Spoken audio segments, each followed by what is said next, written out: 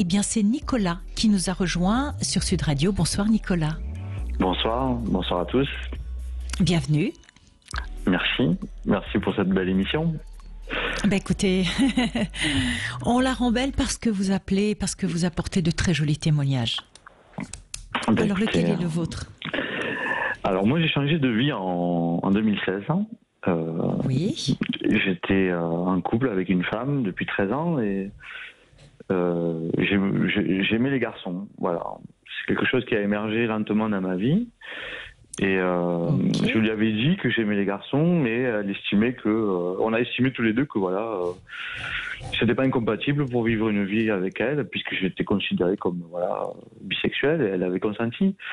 Et j'ai pris les devants. À un moment donné, j'ai compris que mon chemin était celui d'être moi-même. Voilà, elle n'a pas accepté, et j'ai estimé que, en termes d'expérience justement d'affirmation, j'ai été obligé d'être ferme pour mon épanouissement, et j'ai refait ma vie donc en 2016, et elle a refait sa vie aujourd'hui. J'ai un enfant que j'ai pris en garde alternée parce que j'ai estimé qu'il fallait que la vérité éclate aussi pour lui-même, pour cet enfant. Oui. Je voulais pas me construire avec une image fausse. Et là, on est en 2020, il y a 4 ans qui sont passés, et je suis très heureux du chemin que j'ai fait. Et mon ex-femme a refait sa vie avec l'amant qu'elle avait pendant que nous étions en couple. Donc finalement, c'est une belle histoire parce que j'ai pu aussi lui donner... Vous avez pu vous aligner sur votre vie et vos aspirations profondes, Nicolas. C'est-à-dire ce que vous ressentiez, ce que vous disiez, ce que vous faisiez. Aujourd'hui, il y a un véritable alignement. C'est courageux. Et à la fois, vous avez permis d'équilibrer tout ça. Et quelle relation vous avez avec votre enfant maintenant? Alors, beaucoup plus épanouissante. Ça fait 4 ans que j'ai pris cette garde alternée. Oui. Véritable. Voilà. Il avait 6 ans quand je l'ai pris avec moi. Donc il a 10 ans aujourd'hui. Il a 10 ans, voilà, il va vers ses 11 ans, et il m'a demandé toutes les questions qui sont posées par rapport à ça. Il a trouvé surprenant que son papa aime les garçons, bien sûr. Et je lui ai répondu clairement. Comme lui, il était amoureux d'une fille à l'école, et je lui ai demandé comment il le savait. Il m'a répondu, mais parce que la maîtresse me l'a dit. Et parce que j'ai envie de la voir, parce que ça me fait des effets, tout ça. Et je lui ai dit, moi c'est pareil. Il m'a dit, ça tombe bien, moi si je devais tomber amoureux d'un garçon, j'aimerais tomber amoureux de mon ami Justin, parce que comme ça serait plus pratique. Parce que avec ma copine, on sait pas trop quoi faire ensemble, parce que c'est une fille. Alors vous voyez, ça a donné des discussions finalement très innocentes et très belles en fait. Et aujourd'hui, il a 11 ans, il va faire ses 11 ans, ça se passe très bien. Et je suis dans une phase d'évolution, moi, par rapport au travail, par exemple. C'est vrai que j'ai fait mon coming out aussi dans le travail, parce que j'avais besoin que les gens me reconnaissent aussi dans ma nouvelle identité, dans mon identité, tout simplement. Et Nicolas, vous avez quel âge? J'ai 44 ans. Donc c'est à 40 ans que vous avez eu ce qu'on appelle un peu la remise en question profonde, c'est-à-dire à la fois rupture avec votre compagne, qui est quand même la maman de votre fils, et vous vous tournez vers une autre pratique sexuelle, celle qui vous correspond vraiment. Et vous me parlez de boulot aussi? Mais dis non, en 2016 a été une sacrée transformation pour vous. Ouais, et alors beaucoup m'avaient prédit la fin de ma carrière parce que justement j'allais dévoiler mon identité, alors que je me sens beaucoup plus épanoui en fait aujourd'hui. Ouais, votre identité sexuelle. On est bien d'accord. Je me rends Quel compte métier vous faites, Nicolas? Je suis directeur général d'une collectivité territoriale. D'accord. J'ai un métier de management très exposé. Et je me rends compte que le fait d'avoir dévoilé qui je suis m'a fait avoir des relations beaucoup plus intéressantes dans le travail. Parce que vous êtes plus honnête, je pense, avec vous-même. Ouais. Vous savez, je crois que aujourd'hui on vit dans un monde qui a levé énormément de tabous. Vraiment, même s'il en reste encore. Je suis bien d'accord qu'il y a encore beaucoup de travail dans beaucoup de domaines, mais beaucoup de tabous ont été levés. Et à travers votre témoignage, Nicolas, je sens que vous ouvrez la possibilité à des gens qui vous écoutent d'oser être eux, clairement et finalement, quand on est aligné avec soi-même et qu'on assume qui on est et la vie qu'on a envie de vivre, mais les gens autour de nous l'acceptent. Je le confirme. Hein. Et je peux même vous dire que j'ai perdu énormément d'amis avec mon changement de vie, hein, parce que beaucoup ne l'ont pas compris. Et par contre, j'ai eu de nouvelles relations qui m'ont confié énormément de choses intimes. J'ai pas tout à fait compris pourquoi au début, en fait. Je comprenais pas pourquoi les collègues ou les personnes venaient me confier leur vie, leurs affaires intimes, affectives, alors qu'avant j'avais pas accès à ça. Et parce que tout simplement j'étais beaucoup plus épanoui déjà avec moi-même. Et quand on n'est pas épanoui avec soi-même, eh bien on n'est pas réceptif à l'autre, en fait. On ne peut pas les aimer véritablement, les autres, parce qu'on est déjà en conflit avec soi-même, avec des tourments, en fait. Et je n'avais pas perçu ça, moi, dans ma vie d'avant, que j'étais tourmenté. Et qu'en fait, le fait d'avoir retrouvé de s'accomplir, de se sentir, sans eh bien, on est beaucoup plus en amour, en fait, avec les autres. Et j'étais capable de les entendre. Et j'ai été très touché par la confiance qu'ils me faisaient. Oui. Alors que j'étais soi-disant, voilà, moi qui me sentais pas très en confiance avec ma nouvelle vie, ça m'a donné confiance. Et voilà. Et donc là aujourd'hui, par exemple, vous voyez, je suis dans un moment professionnel où j'ai vraiment réussi beaucoup de choses et j'ai un bon salaire. Et actuellement, je suis dans une recherche de nouveau travail et le salaire ne prend plus la même dimension. Vous voyez, je suis prêt à baisser mon salaire aujourd'hui parce que je gagne en plénitude. Pour faire un job qui vous plaît. Oui. Ouais, je gagne en plénitude. J'ai envie de. Je suis en pleine remise en cause aussi, même par rapport à mon mode de vie. Avant, j'étais un carriériste, j'avais besoin de gagner. J'avais l'impression que la jouissance passait par l'argent, par les conquêtes sexuelles aussi, vous voyez. Je pensais que c'était ça qui faisait que j'étais heureux. Et aujourd'hui, plus du tout. Aujourd'hui, je me rends compte que d'avoir un enfant, de m'en occuper, quand je suis à la sortie d'école et qu'il me raconte comment il a eu sa note et qu'il fait sa répétition de piano, mais je vous assure que c'est merveilleux. Ouais, c'est un grand bonheur. Ouais. Et ça, je crois que je serais passé à côté de ça, de cette relation avec lui, si j'avais pas osé m'affirmer dans mon divorce, qui au départ apparaissait comme une démolition d'une harmonie, si vous voulez.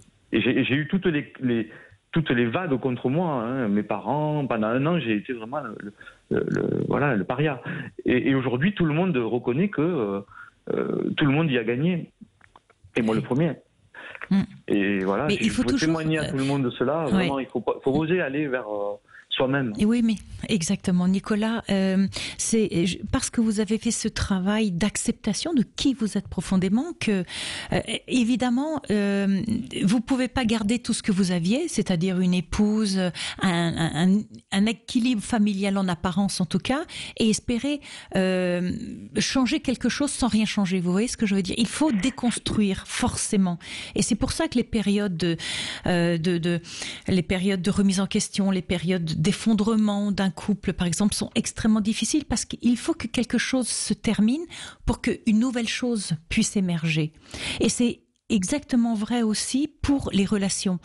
Il a fallu que les gens autour de vous s'éloignent de vous lorsque vous avez changé de bord sexuel, que vous avez affirmé votre homosexualité.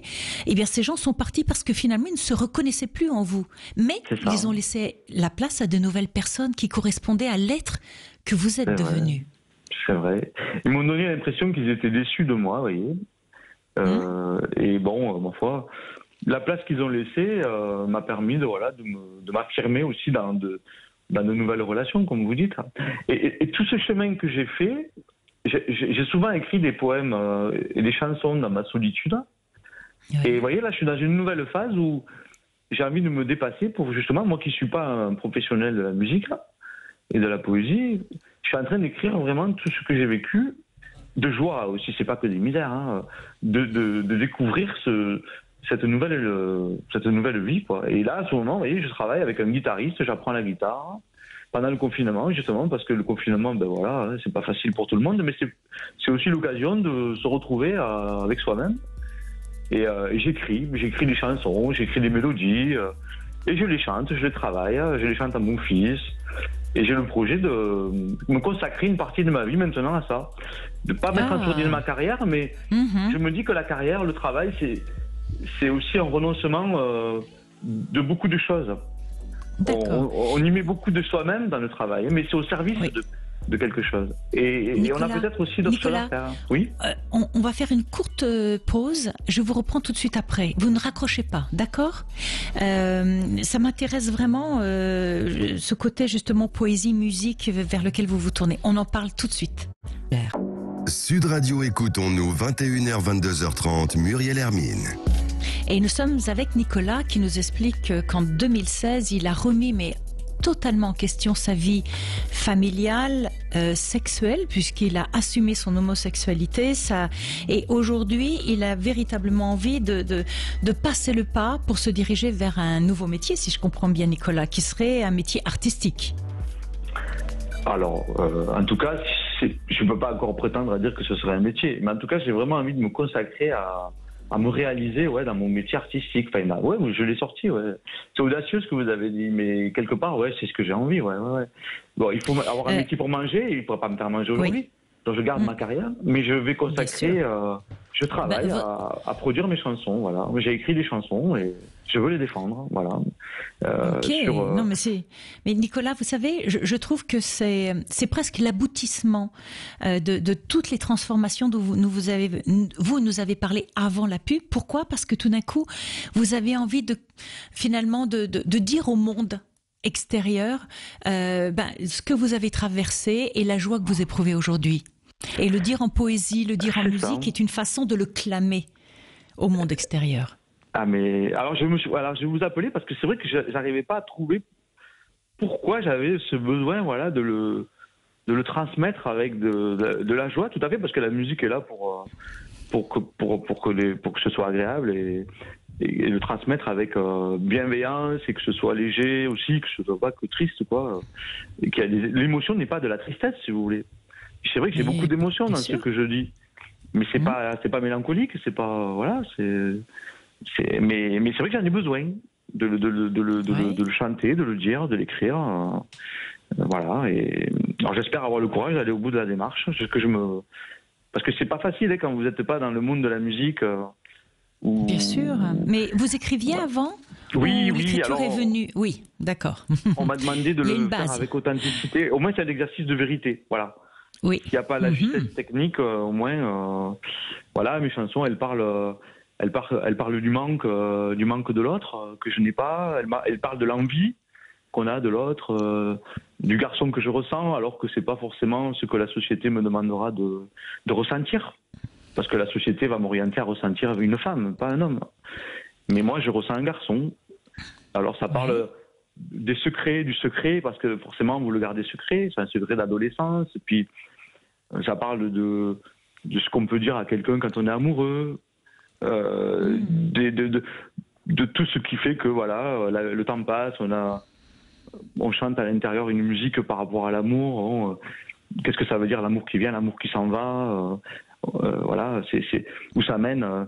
Mais bon, je vais pas tout faire là, mais j'ai vraiment besoin d'exprimer tout ça et j'ai tout un petit univers et je le travaille avec un guitariste professionnel qui m'encourage. Mais bien sûr, il met la musique sur vos textes, c'est ça? C'est moi. Non, je fais la guitare. C'est vous. D'accord, c'est pour ça que vous prenez des cours avec lui. Voilà, là où j'ai eu du mal, c'est que mon univers, ça ressemble beaucoup à Francis Cabrel, à Vianney, à Goldman. C'est une espèce de mix des influences. Par contre, au moment où j'ai commencé à travailler ma musique, je me suis retrouvé devant des obstacles parce que tous les guitaristes que je rencontrais ne supportent pas cette musique populaire, en fait. Ils me disaient, c'est Cucu la praline, Vianney, tout ça, c'est n'importe quoi. Ce que tu fais, c'est... Mais moi, j'ai pas envie de ressembler à Francis Cabrel. C'est moi, si vous voulez. Oui, bien sûr. Et je crois qu'il faut pas trop écouter les gens qui vous disent... parce que votre musique leur ressemble pas, ils vont vous dire non, je vous accompagne pas. Et il faut savoir se produire, faire son avec courage. Voilà, moi ce que je pense émotionnellement, je le pense vraiment. Et je travaille aujourd'hui avec un artiste qui me respecte. Et je compte bien un jour transmettre à Sud Radio, pourquoi pas, mes 10 premières chansons Écoutez, sans prétention, vous voyez, sans prétention. Bien sûr, Nicolas. Mais vous savez, on trouve pas du premier coup la personne idéale qui va nous comprendre, qui va nous respecter, qui va avoir envie de rentrer dans notre univers à nous. Lorsqu'elle se rencontre du premier coup, c'est rarissime. Hein. Donc, peut-être vous avez cherché à rencontrer des artistes parce qu'ils avaient un nom, parce qu'ils pouvaient vous ouvrir des portes, parce que... C'est ça. Voilà. Bah oui. Donc quelque part, c'était pas pour enrichir votre monde intérieur, c'était pour aller plus vite. Vous voyez ce que je veux dire? C'est vrai. Et ces gens-là, effectivement, ils vous ont pas compris et c'est juste qu'ils sont dans un autre univers artistique. Mais quand on sait pourquoi on cherche quelqu'un, quand on a vraiment envie de construire en équipe, la personne arrive sur votre chemin. Quand vous êtes prêt, elle arrive. C'est vrai. Et là, je suis en train de travailler, parce qu'en fait, c'est beaucoup de travail, hein, vous avez raison. Hein. Mais bien sûr que c'est du travail. Si vous voulez faire quelque chose de qualité, il faut bosser, Nicolas. Il n'y a pas de doute. Voilà, c'est-à-dire qu'il y a une différence entre le rêve, parce qu'il y a beaucoup de personnes qui rêvent de faire des chansons, qui rêvent de faire du piano, qui rêvent. Mais moi aussi, j'ai rêvé. Mais je m'y suis mis, j'ai gratté, je me suis fait mal au doigt. Ça fait 20 ans que je fais de la guitare. Voilà. Et après, aller vers l'expert, le guitariste qui lui va vous donner la technique, qui vous montre la justesse, c'est important de se mettre en défi aussi, de se dire moi aussi je peux y arriver. Et aujourd'hui je commence à avoir des résultats et je suis très heureux parce que je prends confiance en l'instrument, je prends confiance en moi et du coup j'ai moins de complexes, moins de stress et je commence à faire des petits concerts, chez mes amis. C'est génial. Je commence, c'est pas mal. Alors je fais des reprises de chansons connues, Zazie, parce qu'il faut quand même donner au public une chaleur pour qu'il puisse se donner, parce que c'est quand même prétentieux que d'arriver avec des chansons à soi. Donc je fais des reprises. Le public est exigeant, hein, Nicolas. Voilà. Aujourd'hui, le public est quand même très exigeant, donc il veut de la qualité, il veut que ce soit beau, il veut que vous lui racontiez une belle histoire. Mais il faut que ce soit vrai. Et oui, il a envie d'y croire, oui, bien sûr. Donc je leur chante d'abord des chansons que j'aime, qu'ils connaissent. Qui rentrent dans mon univers, et puis ensuite je raconte une petite histoire et je sors 2 chansons à moi, et puis ensuite je reprends une reprise, 2 chansons à moi avec une petite histoire, avec un peu d'humour sur comment je me suis raté sur mes premières rencontres, sur comment aimer un garçon, ça peut être aussi plein de surprises et de maladresse. Et finalement on s'y retrouve tous, hein, vous savez. Et là j'ai et je me fais plaisir à le transmettre, et j'essaye d'être léger, Par contre, on me reproche souvent d'en rigoler, parce que des fois, j'essaye d'être dans l'humour parce que j'ai honte. Comme je complexe un peu sur mes chansons, des fois, j'ai tendance à vouloir faire rire mon public. Et on me dit que justement, je devrais accepter les émotions que je transmets, qui sont belles, et de pas essayer de les trahir avec des rires, avec des, vous voyez. Mais quand vous dites que vous avez Nicolas, vous avez honte de vos textes? Non, c'est pas honte, parce qu'ils sont quelquefois très, très amoureux, très authentiques, très dark, très noirs quelquefois aussi. Il y a des choses que je dis qui sont... Parce que la vérité, Muriel, n'est pas qu'angélique, n'est pas que, toujours très positive. Il faut passer des fois par des épisodes où je dis des choses qui ne sont pas toujours simples. Mais derrière, il y a de la joie derrière. Parce que c'est pas parce que c'est noir que derrière, il n'y a pas de lumière. Mais il faut savoir l'exprimer, le dire. Et des fois, ça fait peur, de le dire.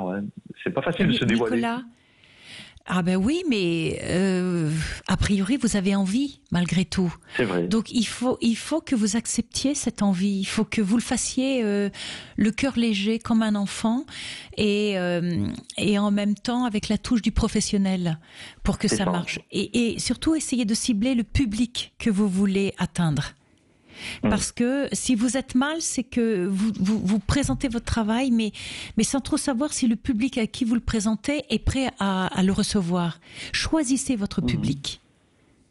Ce serait une façon pour vous de vous mettre en confiance. Bien sûr. Effectivement, vous vous mettez en danger en vous racontant à travers vos textes et vos musiques, mais quelque part, c'est un joli challenge qui, peu importe le résultat au bout, est-ce que vous aurez des salles de 1000 personnes qui vous applaudiront, ou c'est juste dans une soirée entre amis où ils vont être 10 à vous dire c'est génial, peu importe. C'est votre authenticité et c'est la fragilité que vous mettez dans vos textes qui peuvent toucher le cœur des gens. Ah oui, vous savez, je l'ai fait sur Facebook en live direct. Vous savez pas le bonheur que c'est que d'avoir 150 likes quand vous êtes un inconnu. Voilà, vous avez plein de gens avec des témoignages. Waouh. Pour la fête de la musique l'année dernière, j'ai chanté, vous savez, une chanson à moi. Oui. Quand j'ai fini, j'étais, mais alors, dans un état de stress. Et quand je suis parti dans le public avec, je sais pas, il y avait 800 personnes.